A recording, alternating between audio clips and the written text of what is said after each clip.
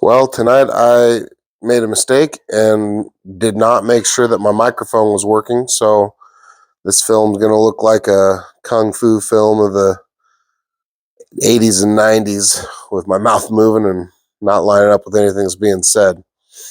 Uh, this evening, what I'm working on is I'm blending some panels together on the Roadster here.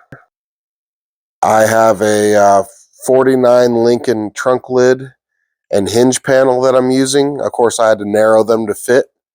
And then along the back of the seat there, the back of the cab, I used a 39 Buick patch panel there off a car that was out in Springfield Auto Recyclers. The front had been cut off. It's actually the hinge panel off of right above where the humpback would have been. You can still see the hinge holes in it.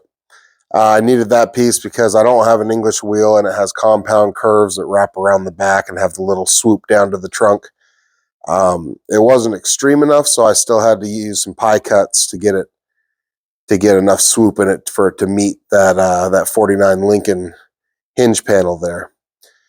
So what I'm going to be doing is tacking the two together, going along with a 4.5 inch cutoff wheel and cutting a seam between the two, cut and tack, and I'll pry that swoop up to the right level and tack it in and grind those tacks down. It's not going to be finished by the end of the video by any means, but it'll be closer. There will be quite a bit of hammer and dolly work still to come, and more tacks and more grinding. I try to use as little filler as I can, but when you're building something like this, it's going to have some. Just blending so many different cars together, it's bound to happen. Because as of now, this car is it's a long list. I call it the triple crest Roadster for a reason. What I'm doing with that faded red pinkish looking bar is I'm setting it up to use as a cantilever, and I'm gonna take a pipe that I've got sitting inside the cabin there, and I'll lever that pipe over that bar. That bar's off of a tire machine, and I'll use it to pry the individual little cut pieces up into position so that I can tack weld them and have them at the right level. It's pretty hard when you get a small cut end on a large panel like that to pry it up into where it needs to be. Once you get it tack welded in, it stays put, but you definitely don't want to tack it until it's nice and flush. Otherwise, you're going to have a heck of a time finishing your welds and getting that seam to look right. And you're going to end up jamming a bunch of filler into it, which you don't want. You want to use as little filler as is absolutely possible. I tend to use a product called Seal Skin, which is almost just a glaze. I mean, it's a really light product. It's spelled just like the animal, SEAL, skin, and it almost self levels. It's such a light. It's not a thick product like a Bondo or a like a glazing compound. It's really thin, but it's great. Okay, let's get into some cuts.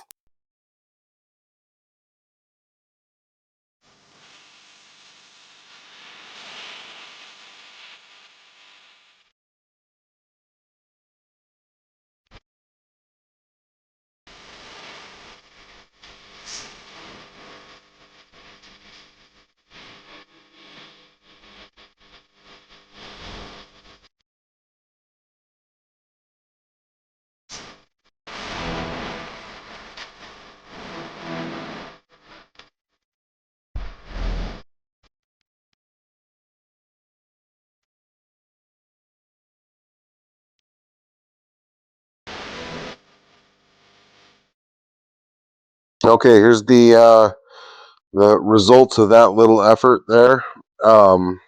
Obviously, I had some of this tacked together already, but this is the side that isn't done yet. So you can see the seam there, how it overlaps. Plenty of meat there for me to cut and butt these two panels together. There in the middle, you can see what I was just tacking and grinding. And then here underneath, you can tell that what I did before I put this piece in, the trunk hinge piece, is I wire wheeled it and I put primer on it. That's going to be a real tough piece to get underneath and wire wheel and primer after. So since I was putting it in and it is likely to not ever come back out, I made sure and got that real nice and clean first. The upper piece, that 39 Buick piece, should be a lot easier to clean up. I knocked the rust off it, but did not primer it. Figured once I cleaned all my welds up that it would need more primer put over those welds anyway. It would have burned off. And I'll probably use some kind of a POR 15 or a chassis saver in those unseen areas down there. Just something nice and thick that's gonna prevent rust long term. I can brush it up in there and it'll last a long time.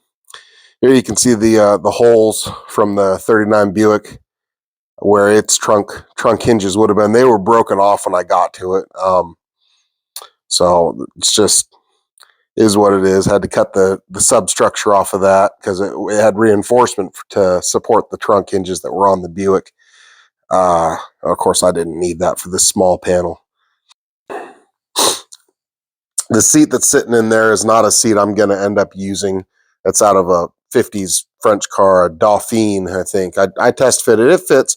I got a pair of those buckets, but it's not something I'm going to end up using. They just fit really snug, and I really see this car having a bench seat when it's done, so I'll probably do a custom bench.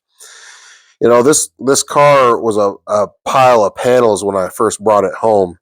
So all of this substructure, the sub rails, everything is something that I added. The floors, I bead rolled those on my super bead, my Woodward Fab super bead roller. I made that trunk panel. It's got that swoop in it because the rear of the frame is swept. I took that Model A frame and I extended it to incorporate my spring behind rear and my spring in front end. So it had to be a little longer, and plus I'm going to run a V8 in it, a flathead, so it has to be longer anyway. And then I used some rear Chevy frame horns on the back there just to get a nice sweep, get the car down. It's going to sit real nice, real low. That windshield's out of a 25 Chevy Roadster. It was just a ½ inch too narrow for this car, so I had to widen it a ½ inch. As annoying as that was, I chopped it, of course. Took the upper section out. It was a 2-part windshield, real tall deal, kind of like Model Ts would have had. But I think it turned out pretty good. I may end up taking another inch out of it at some point, but I'm not going to do that until this whole car is built, sitting with the engine in it, sitting with the seat, so I can really sit in it and make sure that I'm not going to have my eyes sticking out through the windshield bar, because that's the last thing you want, sacrificing functionability and drivability just to look cool is not exactly what I'm after. But yeah, this car's it's a real accumulation of parts. It's a Model A frame. It's got a 27 Chevy radiator and radiator shroud there. The support rods, I built those. I just took some steel rod and ran a die over them and threaded them. Custom length there. The front end is a 39, as you've probably saw in my other video. It's a cast drop axle. It's a spring in front with 39 split bones. It's got 39 drums and backing plates, juice brakes, but wide 5. I like the wide 5 look for this kind of car. I just think it's going to look really neat. Here's the hood I have. I think it's a REO Speedwagon hood, but it was the right size, the right shape, so I trimmed it mildly to fit. I don't know if I'm going to end up running it, but it does fit as of right now. Being that I built this car really in the 50s custom car vein, really a traditional 50s custom, without going to the big car. It's still kind of a cool little hot rod, but it's custom, and it's got a bunch of weird stuff going on. I mapped out potential body lines there to match the rear quarters. I spent some time on these doors, these latch mechanisms. I'd had to disassemble the entire things and file them down, get them working again. But they work. They latch pretty well. Probably do some kind of a safety latch to keep them from popping open with any body flex. Although it should be a fairly rigid frame by the time it's done. It's gonna get a. I still have the entire '49 Lincoln that the trunk lid came off of and that the drivetrain's coming out of. So it's going to get the X member out of that. The frame's going to get boxed.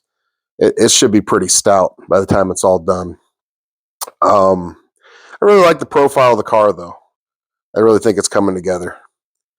All right, here you go. I got my safety glasses out, and yes, they're probably as old as the car is. I think older stuff's generally better stuff, so I tend to either buy things or make things with that mindset.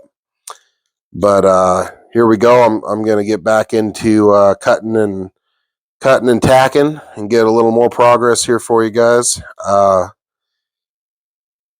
Just hang tight, and I'll fumble around with these cords, and you can see what I'm doing is I'm cutting straight down along that '49 Lincoln trunk panel. I'm cutting straight down through that Buick panel, so I have a nice, very, the thickness of that cutoff wheel is my gap that I'm tack welding back shut. It's just enough room for me to get a nice penetrating weld, but tight enough that I'm not going to get a lot of blowout.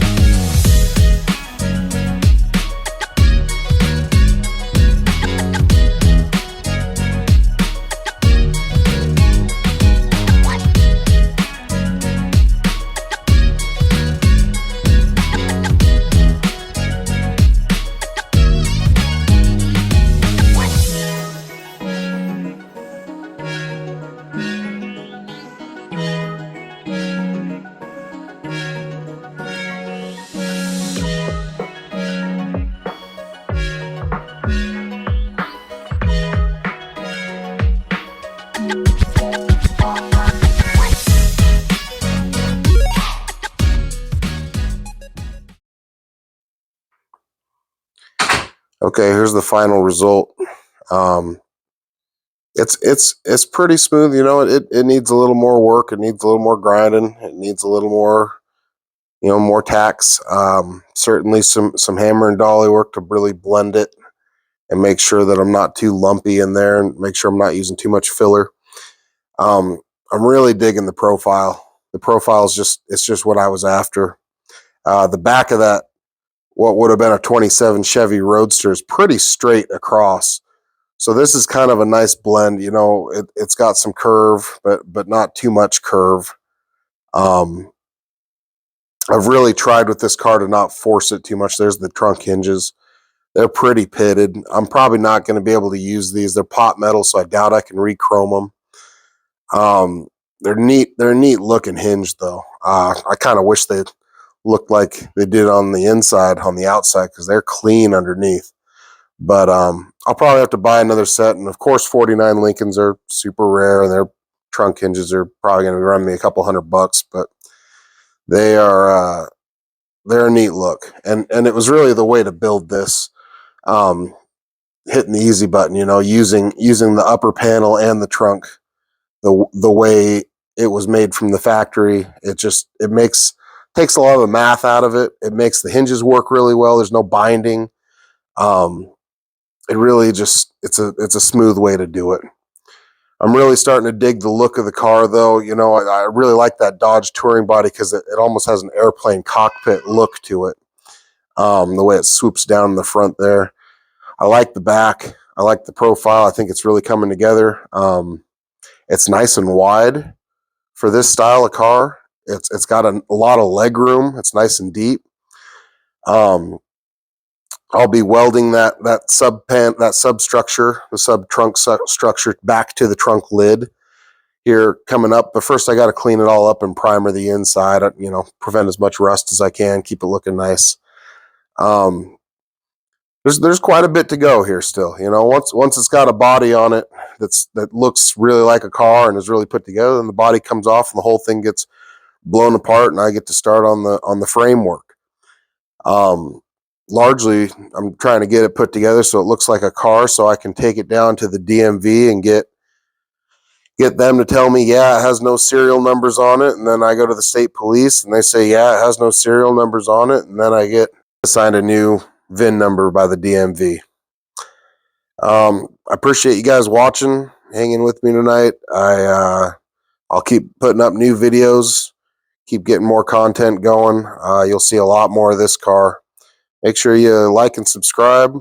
Feel free to comment if you got any critiques or questions. I'll try to respond to them. Thanks for watching. Appreciate it.